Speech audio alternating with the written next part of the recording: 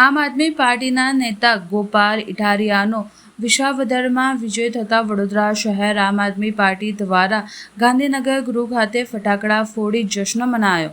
ગુજરાત વિધાનસભાની વિસાવદર અને કડી બેઠકની પેટા ચૂંટણી પછી આજે મતગણતરી થઈ હતી, જેમાં આમ આદમી પાર્ટીના નેતા ગોપાલ ઇટારિયાનો વિસાવદરમાં વિજય થયો છે।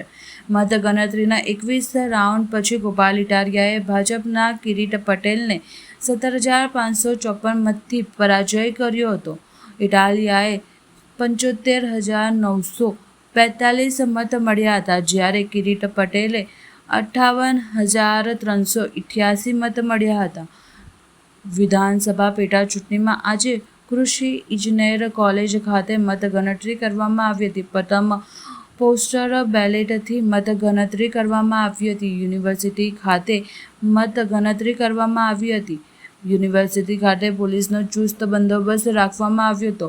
આમ આદમી પાર્ટીની જીત થતાં મતગણતરી સ્થળે આપ આદમી દ્વારા વિજયોત્સવ મનાવવામાં આવ્યો હતો, ત્યારે વડોદરા શહેરમાં પાર્ટી દ્વારા ગાંધીનગર ગૃહ ખાતે ફટાકડા ફોડી મીઠું ખવડાવી જશ્ન મનાવ્યો હતો। આ જશ્નમાં વડોદરા શહેર આમ આદમી પાર્ટીના પ્રમુખ અને કાર્યકરો ઉપસ્થિત રહ્યા હતા। આજે વિસાવદરની વિધાનસભા સીટ પર અમારા ગોપાલભાઈ ઇટાલિયાની જંગી બહુમતીથી જીત થઈ છે, તેના માટે આજે અમે અહીંયા ઉજવણી કરી રહ્યા છીએ અને આજે ઠેર ઠેર આખા ગુજરાતમાં આ સીટ માટે અમે જીત્યા છે તેની ઉજવણી કરવામાં આવી રહી છે।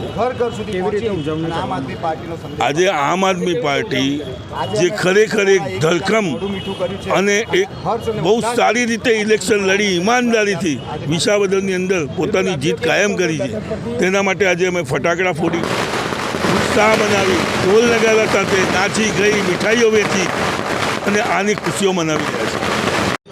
આમ આદમી પાર્ટી વડોદરા શહેર દ્વારા જે રીતે ગુજરાતની અંદર ની એક મહત્ત્વની ચૂંટણી એટલે વિસાવદરની ચૂંટણીની અંદર જે રીતે ગોપાલભાઈની જીત થઈ છે, વિસાવદર જૂનાગઢ અને ભેસાણની જે જનતા છે એણે આ વખતે પરિવર્તનનો પવન નહીં આંધી બનીને નવસર્જન કર્યું છે।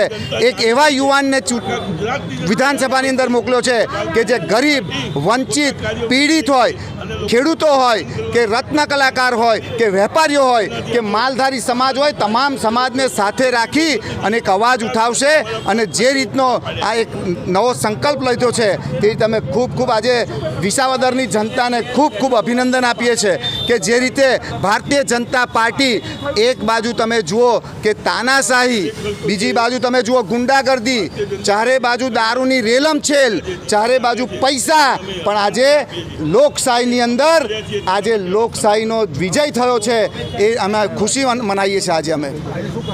આજે અમે ફટાકડા ફોડીશું, એકબીજાનું મોઢું મીઠું કરાવી અને એક ખુશી વ્યક્ત કરવાના છે।